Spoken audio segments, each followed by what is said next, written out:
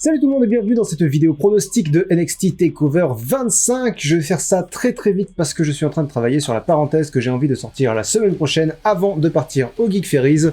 Donc on va se faire ça fissage. Je vais monter un petit peu le son de mon enregistreur parce que je vois qu'il est pas très fort. 1, 2, 1, 2. Alors c'est un NXT TakeOver qui aurait pu s'appeler à l'époque où ils donnaient des vrais noms au TakeOver. Ils auraient pu appeler celui-là NXT TakeOver Undisputed. Tous les membres de l'Undisputed Era ont un match et à mon avis il va se passer quelque chose d'énorme avec l'Undisputed Era. Ça m'étonnerait beaucoup que l'Undisputed Era finisse à 4 membres à la fin de ce PPV.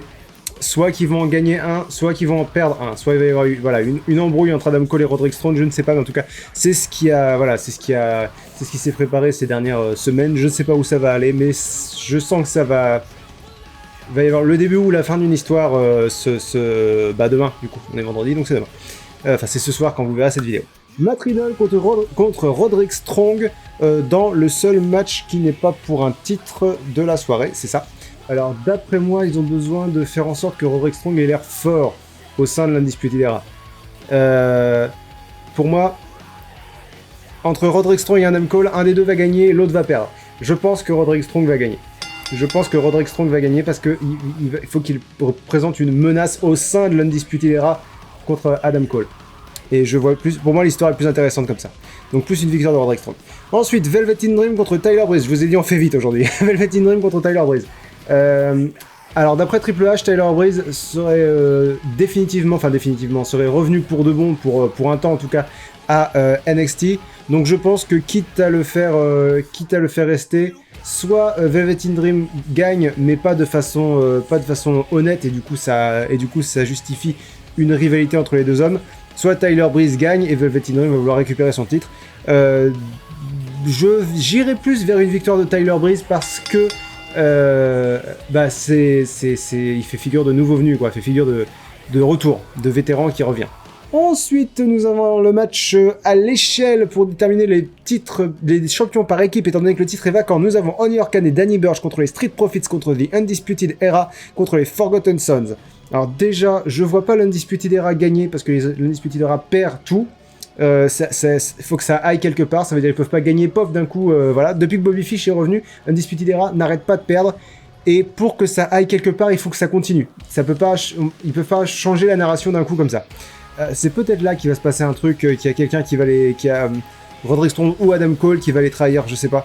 Ou quelqu'un qui va les rejoindre, parce qu'il y a une théorie qui dit que Marina Shafir, qui est donc la femme de Roderick Strong dans la vraie vie, va rejoindre l'Undisputed Era, ça pourrait être très cool aussi, bref. Donc pas l'Undisputed Era.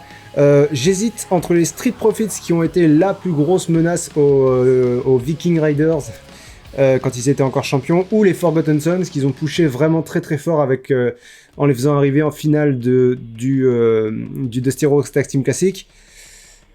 Mon cœur irait plutôt vers les Street Profits, ma raison balance vraiment. Écoutez, on va dire les Street Profits parce que j'ai vraiment envie qu'ils gagnent. Mais pour moi, ça se joue entre les Street Profits et les Forgotten Sons. Ou alors, ils ont prévu de... Si Roderick Strong était dans un match pour le titre nord-américain, j'aurais dit table rase de l'Undisputed Era. C'est-à-dire, ils repartent tous avec un titre. C'est pas le cas, donc à mon avis, c'est autre chose qui va se passer. Ils vont pas tous gagner. Et s'ils vont pas tous gagner, je pense que la plupart vont perdre. Ensuite, nous avons le match Shayna Baszler contre Io Shirai pour le titre féminin de la NXT. Je préférerais que Io Shirai gagne. Maintenant, il y a beaucoup plus de chances que Shayna Baszler gagne, d'autant qu'elle a Marina Shafir et Jessamine Duke dans son coin. Marina Shafir qui aura peut-être l'aide de l'Undisputed Era si elle les rejoint d'une façon ou d'une autre. Dans tous les cas, je ne vois pas Io Shirai gagner. Je préférerais que Io Shirai gagne. Je ne la vois pas gagner cette ceinture à ce moment-là. Faudrait que Shafir et Duke trahissent Baszler. Je ne vois pas comment ça pourrait arriver en fait. Et enfin, nous avons Johnny Gargano contre Adam Cole dans un match simple pour le titre de la NXT. Je vous ai déjà dit ce que je pensais de ça. De Roderick Strong et d'Adam Cole, je pense que l'un des deux va perdre son match. Et je préférerais que ce soit Adam Cole pour que le titre de Johnny Gargano ait un peu plus de poids. Et on peut même carrément envisager un match Gargano-Ciampa quand Ciampa reviendra. Voilà, faut que le titre de Johnny Gargano pèse plus. Et Gargano est pas... c'était pratiquement une certitude. Gargano, il a plus le personnage de celui qui va chercher le titre que le personnage de champion. En tant que champion, il est pas inintéressant, il est juste moins intéressant qu'en tant que poursuiveur, quoi, que challenger. Donc voilà, j'attends encore qu'il fasse de Johnny Gargano un vrai gros champion, et c'est pas en le faisant perdre que ça va arriver, donc je parie sur une victoire de Johnny Gargano. Voilà, c'est tout pour les pronostics de TakeOver 25. La vache, quand je fais vite, hein. Là, le rush, il dure 8 minutes, non 6 minutes, je ne sais pas, j'ai besoin de lunettes. 6 ou 8 minutes, ou peut-être 45 minutes, je ne vois rien, où êtes-vous? Donc voilà, on se donne rendez-vous la semaine prochaine pour les pronostics de Super Showdown, et peut-être pour le bilan de TakeOver 25, ça dépend si je trouve le temps de le faire. D'autant que la semaine prochaine, vous pourrez me voir au Geek Ferries, donc le Super Showdown, je le regarderai en direct de l'hôtel / le gîte / où je serai quand je serai à Celles-sur-Cher pour les Geek Ferries. J'espère vous voir nombreux là-bas. Et on se donne rendez-vous voilà, la semaine prochaine pour plein de suites, plein de contenu. Je vous aime, bisous, salut.